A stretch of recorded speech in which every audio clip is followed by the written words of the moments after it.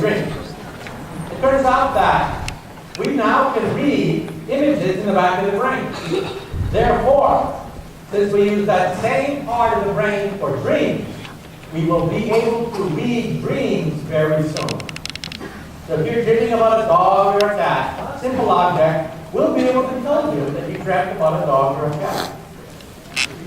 Now let's talk about DNA. DNA is the code of life. Everybody knows that binary is zeros and ones, zeros and ones. We live in the digital age. Nature uses base 4, not base 2. And what are we going to do with it? We're going to read your genome. I had my genome read by BBC television. They sent my blood to Vanderbilt University in Texas, had most of my genes read. And then they told me where my ancestors came from 20,000 years ago. They put a map of the earth, and they calculated who has a match, a perfect match on 4 of my genes. The match was not simply a bunch of dots concentrated in one place. It mapped out a trail of my ancestors going back 20,000 years. You will have the same thing very soon. How much does it cost? Today, $50,000 to have your genes read. Originally, it was $3 billion. $3 billion for the first human to have the genome read.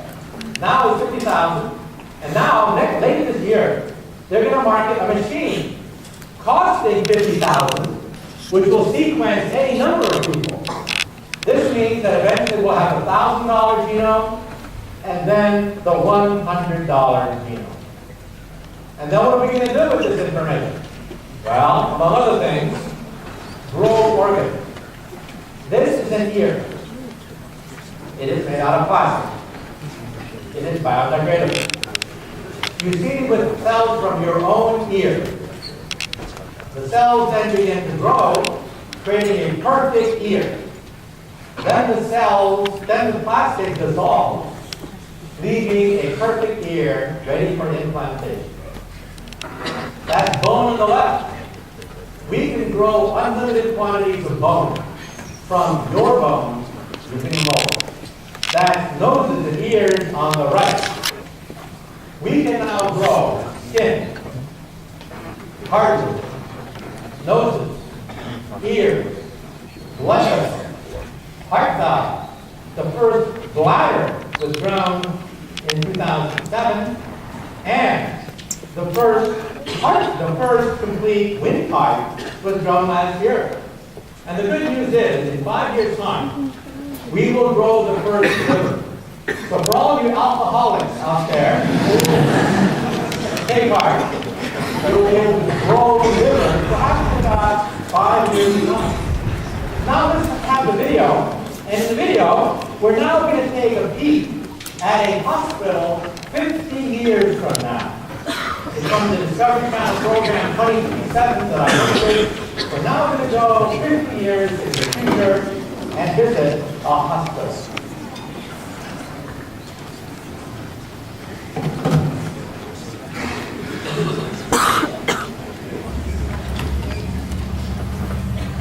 In a world where machines interact like people and bodies can be rebuilt from scratch, how will we wage war, fuel our need for power, commute to space? What life-saving innovations will be possible in the next 50 years?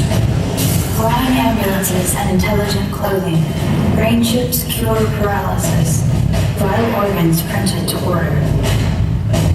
See how scientists today are making visions of tomorrow real. Physicist and futurist Michio Kaku will guide you through the medical breakthroughs that will change your life. The future is closer than you think. It all starts now with the body. 50 years from now, you'll live in an intelligent house. You can program sensors to monitor your body and keep you healthy, yet guard your privacy. Caution, alcohol levels. Because every information you reveal could come back to haunt you. between us.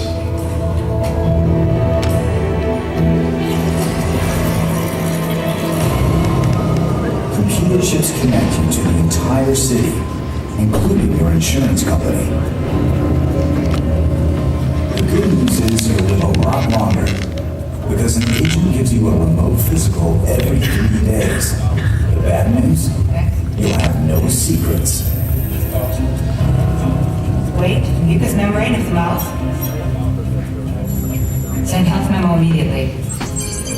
Bonjour, Monsieur Descartes. Here are a few more tips for your dental care. Brush your teeth regularly using the ultrasound toothbrush. Take away the fact that Alan was partying last night and his premiums will go up as a result. Thanks for your attention. You must be joking. Get the car, please.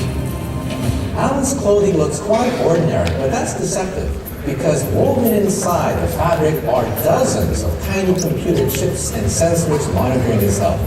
When he puts on his clothing, he goes online. Now get this. If he's ever knocked unconscious, his clothes will automatically identify his coordinates, alert the authorities, and upload his entire medical history before the ambulance arrives. In the future, you will have a doctor in your clothing. When you have a severe accident, brain cells can die within 6 minutes. The ambulance of tomorrow will not only reach you in time, it will carry a medical revolution that can save your life.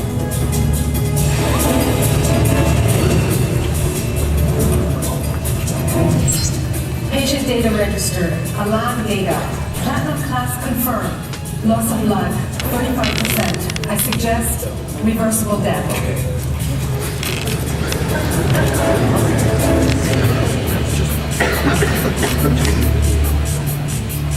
After a severe accident or heart attack, every second brings us closer to death. So wouldn't it be great if one day we could somehow stop the clock?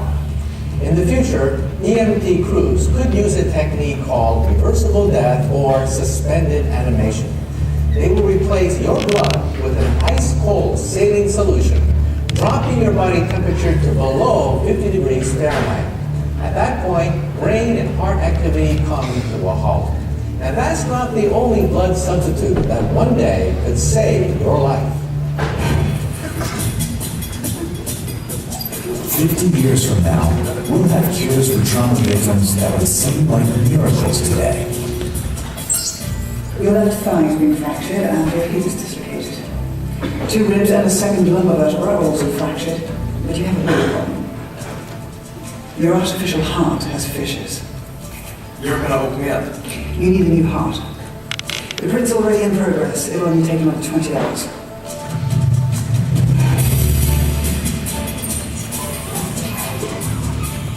Iris scan identified. Marie Balzac. Status. Cleared for security zone. Nice evening.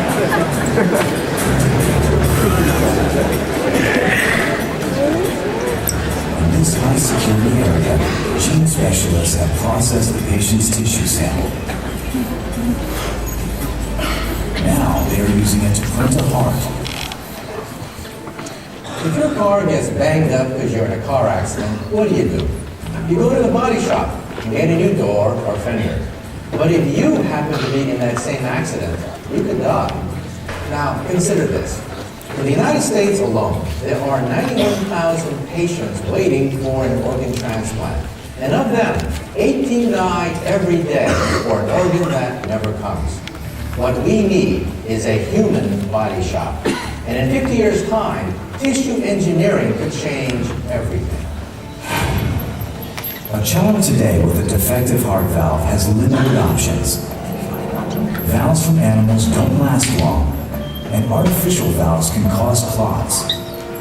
Stephen Buckenhoover wants to avoid these problems by implanting the world's first heart valve grown exclusively from the body's own tissue.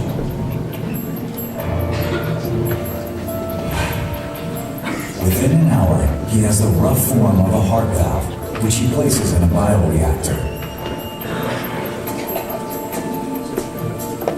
Next, he adds nutrients and cells which normally line heart valve walls.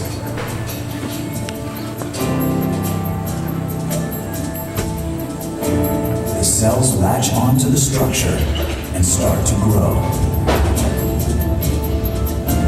Within just 3 weeks, a complete heart valve has formed.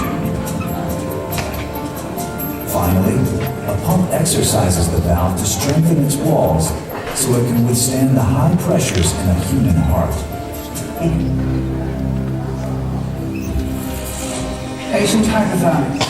During surgery, doctors won't have to touch the patient. Body temperature 46 degrees. Blood completely replaced with plasma solution.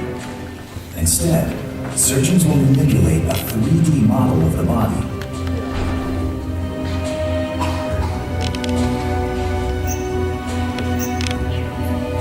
These virtual images will revolutionize surgery in the next decades.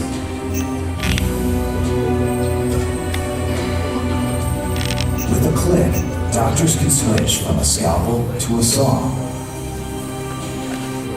They open the thorax virtually, while robotic arms perform the actual incisions. All the main arteries blocked. Yes, you can remove the organ.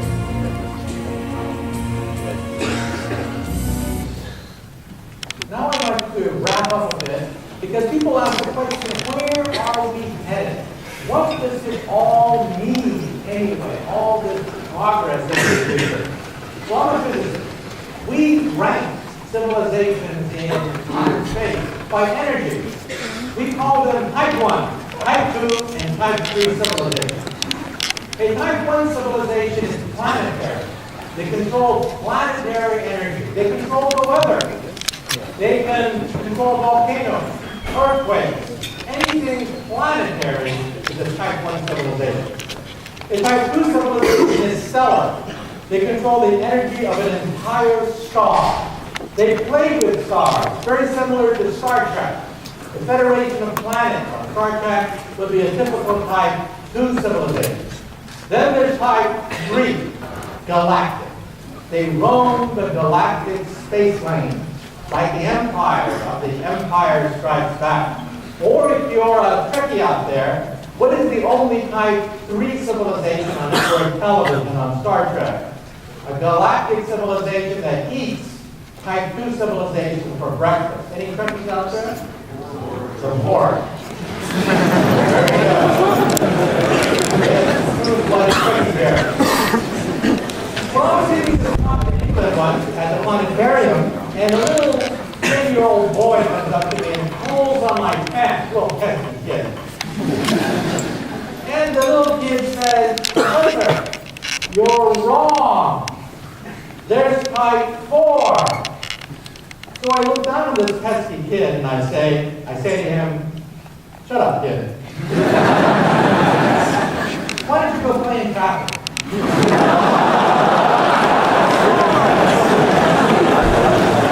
There's a nice intersection over there. Well, it wouldn't go away. He just kept tugging on my pants and said, "Professor, you're wrong. There's type 4, the power of the continuum." Now for you true-blooded Trekkies out there, what is the name of the only type 4 civilization on network television? Q. The Q, very good. If you did not understand what just transpired, get with the program. Chapter 11, okay, get with the program. Now what are we on this cosmic scale? Are we type 1 that can play with hurricanes and control the weather? Are we type 2 that play with stars? Are we type 3 that roam the galaxy? No, we're type 0. We don't even rate on the scale. We get energy from dead plants, oil and coal. But you see the beginnings of it, that we will hit type 1 in 100 years. The year 2100. We will be a type 1 civilization. And I see it everywhere I read the newspaper. For example, what is the internet? What is the internet? It is a type 1 telephone system. We are privileged to be alive to see the birth of a type 1 telephone system. And what language will this type 1 civilization speak? It will be English, not French.